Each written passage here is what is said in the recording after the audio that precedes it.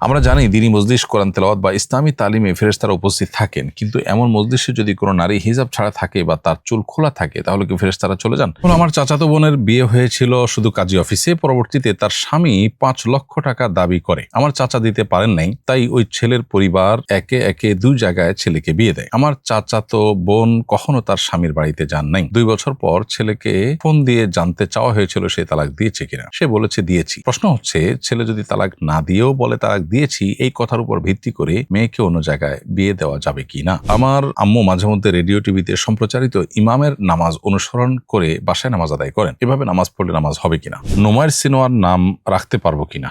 নামাজের কেরাতের তারতিবের বিধান কি? আমরা জানি দিনী মজলিস, কোরআন তেলাওয়াত বা ইসলামী তালিমে ফেরেশতারা উপস্থিত থাকেন, কিন্তু এমন মজলিসে যদি কোনো নারী হিজাব ছাড়া থাকে বা তার চুল খোলা থাকে তাহলে কি ফেরেশতারা চলে যান? ফেরেশতাদের উপস্থিতি বজায় রাখতে নারীদের জন্য সতর পর্দার ন্যূনতম বিধান কি?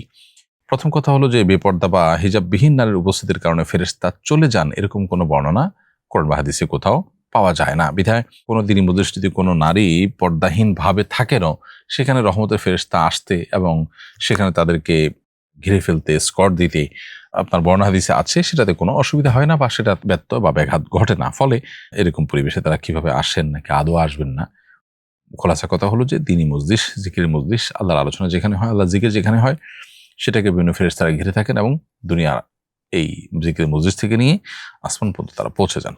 আমার চাচাতো বোনের বিয়ে হয়েছিল শুধু কাজী অফিসে। পরবর্তীতে তার স্বামী ৫ লক্ষ টাকা দাবি করে। আমার চাচা দিতে পারেন নাই, তাই ওই ছেলের পরিবার একে একে ২ জায়গায় ছেলেকে বিয়ে দেয়। আমার চাচাতো বোন কখনো তার স্বামীর বাড়িতে যান নাই। ২ বছর পর ছেলেকে ফোন দিয়ে জানতে চাওয়া হয়েছিল সে তালাক দিয়েছে কিনা। সে বলেছে দিয়েছি। প্রশ্ন হচ্ছে, ছেলে যদি তালাক না দিয়েও বলে তালাক দিয়েছি, এই কথার উপর ভিত্তি করে মেয়েকে অন্য জায়গায় বিয়ে দেওয়া যাবে কিনা? প্রিয় দর্শক, আপনার প্রশ্ন উত্তর হলো যে কোনো স্বামী যদি তার স্ত্রীকে তালাক দিয়েছেন এই মর্মে কোনো সাক্ষী না থাকে, বরং তিনি মুখে বলেন হ্যাঁ আমি তালাক তাকে দিয়েছি, এটাই যথেষ্ট তার তালাক হয়ে যাওয়ার জন্য। অতএব আপনার চাচাতো বোন এই মুহূর্তে অন্য কোথাও বিবাহ বসতে চাইলে বসতে পারেন।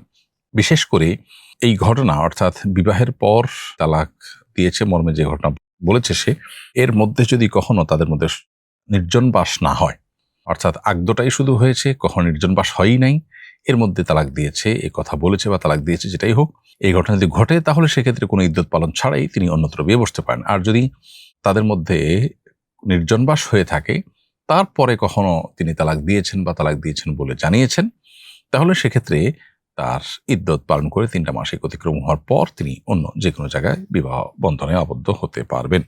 আমার আম্মু মাঝে মধ্যে রেডিও টিভিতে সম্প্রচারিত ইমামের নামাজ অনুসরণ করে বাসায় নামাজ আদায় করেন। এভাবে নামাজ পড়লে নামাজ হবে কিনা? প্রিয় দর্শক, উত্তর হলো না, এভাবে নামাজ পড়লে নামাজ হবে না, বরং সরাসরি যদি কোথাও জামাত হয় এবং সেখানে তিনি শরিয়া মেনটেন করে তাদের সাথে সামিল হন, তার নামাজ হয়ে যাবে। কিন্তু রেডিও টেলিভিশনের নামাজের ভিডিও বা লাইভ সম্প্রচার এটা দেখে তিনি ঘর থেকে যদি নামাজ পড়েন তাহলে নামাজ হবে না। কারণ নামাজ হওয়ার জন্য, নামাজ বিশুদ্ধ হওয়ার জন্য বা ইক্তিদা বিশুদ্ধ হওয়ার জন্য, মুক্তাদি হিসাবে ইমামের সাথে দাঁড়ানোটা বিশুদ্ধ হওয়ার জন্য কানেকশন থাকা জরুরি। এই কানেকশনটা কিন্তু এখানে নেই। এখানে যে অনলাইন কানেকশন আছে, এই অনলাইন কানেকশনটা আসলে নামাজ বিশুদ্ধ হওয়ার জন্য, বিশেষ করে জামাত বিশুদ্ধ হওয়ার জন্য যথেষ্ট নয়। নোমায়ের সিনোয়ার নাম রাখতে পারবো কিনা এবং এটি ভালো নাম কিনা?